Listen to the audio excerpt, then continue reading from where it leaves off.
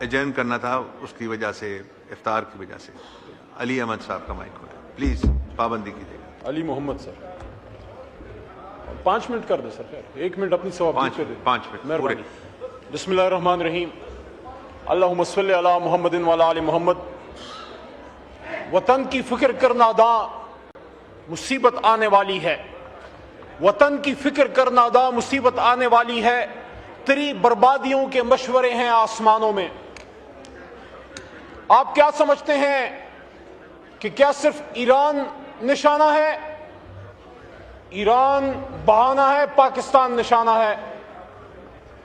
آج سے بہت سال پہلے اسرائیل ہی کے وزیر اعظم ڈیوڈ گورین نے پیرس میں یہ بات کی تھی۔ پچھلے دنوں ہمارے اپوزیشن لیڈر چکزئی صاحب نے بھی ان کا ذکر کیا، تو میں گورین کے اس بیان کا صحیح حوالہ یہاں دے دوں۔ اس نے پیرس میں سوربون یونیورسٹی میں یہ کہا تھا کہ پاکستان ہمارا نظریاتی جواب ہے اور یہ ہمارے حلیف ملک، دوست ملک بھارت کو توڑ کے بنایا گیا۔ یہ تعلق ہے بھارت کا اور اسرائیل کا۔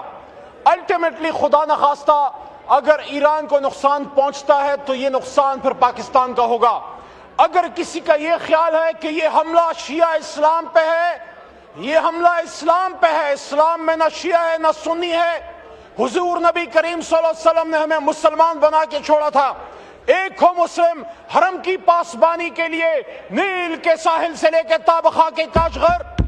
علی خامنائی آپ کو سلام، علی خامنائی آپ کے خون کو سلام، آپ کے خاندان کو سلام۔ 86 سالہ بزرگ بھی شہید، 16 مہینے کی بچے بھی شہید، ہماری ماں، ان کی وائف وہ بھی شہید، ان کا داماد بھی شہید، اور شہیدوں پہ شہید۔ لیکن افسوس کی بات ہے کہ جو 170 بچیاں شہید ہوئی ہیں، میں سمجھتا ہوں، میں مناسب سمجھتا ہوں کہ میں اپنے ملک کے وزیر اعظم سے بصد احترام یہ بات رکھوں کہ آپ نے جس بھی سوچ کے ساتھ ٹرمپ کے لیے فیصلہ کیا تھا کہ اس کو نوبیل پیس پرائز کے لیے نامینیٹ کریں، مجھے امید ہے میری یہ بات کاٹی نہیں جائے گی، یہ میوٹ نہیں کی جائے گی۔ میں انہیں پاکستان کے اندر رہتے ہوئے یہ بات کر رہا ہوں، جس کے ہاتھ پہ مسلمانوں کے ایک عظیم لیڈر کا خون ہے وہ سب کو چھو سکتا ہے، وہ امن کا پیغمبر نہیں ہو سکتا، وہ امن کا نمائندہ نہیں ہو سکتا۔ ایپسٹین فائل والے ہمیں بتائیں گے بزرگوں کی اور بچوں کی حرمت کیا ہے۔ ہم گائیڈنس کے لیے نبی پاک صلی اللہ علیہ وسلم کی طرف، مدینہ منورہ کی طرف دیکھنے والے لوگ ہیں۔ آج اس ملک میں سیاسی، اسپیکر صاحب آخری شاید 2-3 منٹ ہوں، مجھے سن لیجئے۔ آج اس ملک میں ہمیں جو خطرات ہیں، ایران پہ جو حملہ ہوا، ہم سٹرونگلی کنڈیم کرتے ہیں، امریکہ کو بھی اور اسرائیل کو بھی۔ اور میں یہ سمجھتا ہوں کہ حکومت کی بھی ذمہ داری ہے کہ they must call a spade a spade. They must come out in open and say کہ ہم اپوز کرتے ہیں، ہم مذمت کرتے ہیں ایران پہ، اسرائیل کی ایما پہ، امریکہ دونوں کا حملہ، لیکن ساتھ ساتھ ہم یہ ڈیمانڈ بھی رکھتے ہیں، پاکستان کو اللہ تعالیٰ نے ایک سرداری دی ہے، پاکستان کو امت مسلمہ ایک لیڈرشپ رول ہے۔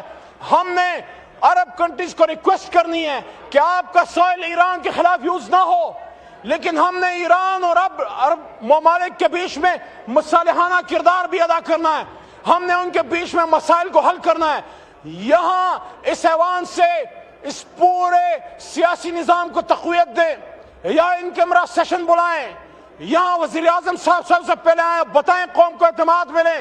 وزیر اعظم صاحب ابھی تک نہیں بولے، وزیر اعظم صاحب بتائیں کہ وہ کہاں کھڑے ہیں، پاکستان کو کہاں دیکھنا چاہتا ہوں۔ میری بات یاد رکھیے، آپ کا ایسٹرن بارڈر تو غیر محفوظ تھا ہی، اس حکومت کی غلط پالیسیز کی وجہ سے آپ کا ویسٹرن بارڈر غیر محفوظ ہو گیا۔ وہ قبائل جو بغیر وردی کے آپ کے سپاہی تھے، ان قبائل کی بچیاں، ان کے گھر اس وقت توپوں کے نشانے پہ ہیں۔ وہ افغان جس کے لیے آپ ہی کے سابق وزیر اعظم نے یہاں پہ 2 بار امت مسلمہ کو کھٹا کیا، اور میں تو افغانستان کو بھی کہنا چاہتا ہوں، آپ کیا کر رہے ہیں؟ آپ اپنے آپ کو بھارت اسرائیل سے دور کیجئے، آپ کو تو پاکستان کا دائیں ہاتھ بننا ہے، کیونکہ پاکستان کلمہ طیبہ کے نام پہ بنا۔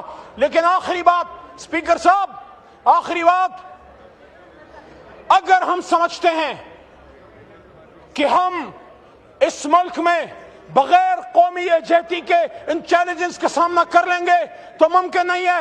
قومی یکجہتی کے لیے آپ ملک کے سابق وزیر اعظم عمران خان صاحب تک ہمیں رسائی دیں اور ان کو باہر لے کے آئیں، اور عمران خان، میاں نواز شریف، فضل الرحمان صاحب، چکزئی صاحب، یہ سارے اکابرین بیٹھے ہیں، صاحب یا زرداری صاحب اور پھر مضبوط فیصلے کریں. اس شعر کے ساتھ اجازت چاہتا ہوں کہ میں تجھ کو سکھاؤں میں تقدیر امم کیا ہے. شکر کریں کہ کسی نے یہاں وہ ایٹم بم بنا دیا تھا, ورنہ ہم بھی فارغ ہوتے. کہ تجھ کو سکھاؤں میں تقدیر امم کیا ہے. شمشیر و ثنا اول طاؤس رباب آخر. شکریہ.